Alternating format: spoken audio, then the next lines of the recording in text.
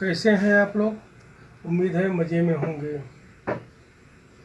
एक कहानी है जिसका शीर्षक है बेटी। ये आपके समक्ष प्रस्तुत है। इस कहानी में दिखाया गया है कि कैसे एक बेमेल शादी का क्या दुष्परिणाम होता है। तो चलिए कहानी शुरू करते हैं।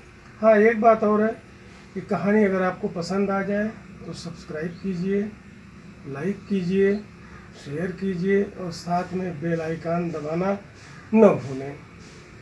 तो चलिए कहानी शुरू करते हैं। निशा की शादी उसकी इच्छा के विपरीत कुबेरपति आलोकनाथ के इकलौते बेटे जतिन नाथ के साथ तय हो गई। घर में खुशी का माहौल था। सब लोग शादी की तैयारियों में लगे हुए थे। नाते रिश्तेदार सभी शादी के जश्न में शरीक होने के लिए पहुंच चुके थे। सिर्फ निशा ही अपने कमरे में अकेली बैठकर अपने भविष्य की परिकल्पना कर सोचने लगती। आलोकनाथ इतने धनवान होकर अपने बेटे के लिए अपने बराबरी के परिवार में रिश्ता ना तय करके मेरे गरीब पिता जो उनके यहाँ एक मुलाजिम थे क्या सोच करके तय कर दिया। और पिताजी उनके एहसान के बदले शादी की बात स्वीकार कर ली। निशा के पिता धीरेन्द्र आलोकनाथ के यहाँ मुंशी थे। लेन देन का हिसाब किताब उन्हीं के पास था। निशा के बड़े भाई सोहन की शादी हो चुकी थी और वह अभी बेरोजगार था। उसकी भाभी शालू पढ़ी लिखी गृहिणी थी। ले देकर पूरे परिवार की जिम्मेदारी मुंशी धीरेन्द्र के सर पर ही थी। खेती लायक जमीन तकरीबन 1 बीघा जमीन आलोकनाथ की हवेली के पास थी, जिसमें कुछ अनाज गुजर करने लायक पैदा हो जाता था। निशा भी पढ़ी लिखी लड़की थी और सिविल सर्विस की परीक्षा एवं इंटरव्यू में सफलता अर्जित कर चुकी थी। अब उसकी बेमेल शादी 7 दिनों बाद तय समय पर हो जाएगी। उड़ते कानों से उसे खबर लगी थी कि उसका होने वाला पति धनवान पिता की बिगड़ैल औलाद था।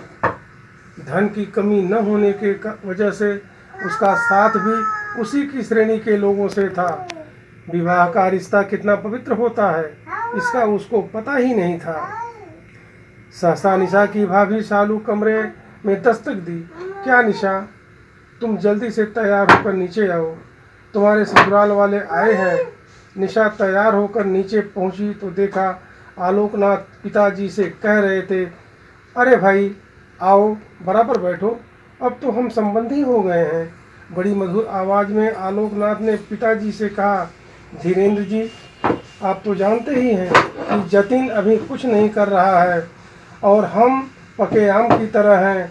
सो मैं सोच रहा हूँ कि जतिन और निशा के लिए कुछ कर जाऊँ जिससे बाद में इनको कोई दिक्कत का सामना न करना पड़े। लिहाजा मेरे घर के पास वाली अपनी ज़मीन मुझे दे दो ताकि मैं वहाँ पर एक कारखाना बनवा दूँ जिससे दोनों परिवार के लोगों का काम चलता रहे। अगर आपको कोई परेशानी है तो उस ज़मीन की एवज में मैं दूसरी ज़मीन में आपको दे देता हूँ। कहना न होगा, निशा को अब आलोकनाथ की सच्चाई का पता लग चुका था। मक्कारी आंखों में झलक रही थी। पिता के हाँ या ना करने से पहले ही निशा बोल पड़ी, आलोकनाथ को इंगित करके, क्या मैं आपके घर में आपकी पुत्रवधू बनने लायक हूँ? हाँ हाँ, क्यों नहीं। निशा ने कठोर होकर कहा, लेकिन आप हमारे ससुर बनने लायक नहीं हैं, लिहाजा रिश्ता खत्म समझकर तशरीफ ले जाएं।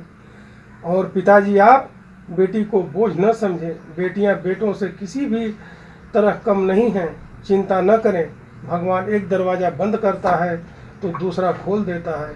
तकरीबन 1 साल बाद भाई की अच्छी नौकरी लग गई और निशा IAS बन पिता का नाम रोशन कर दी।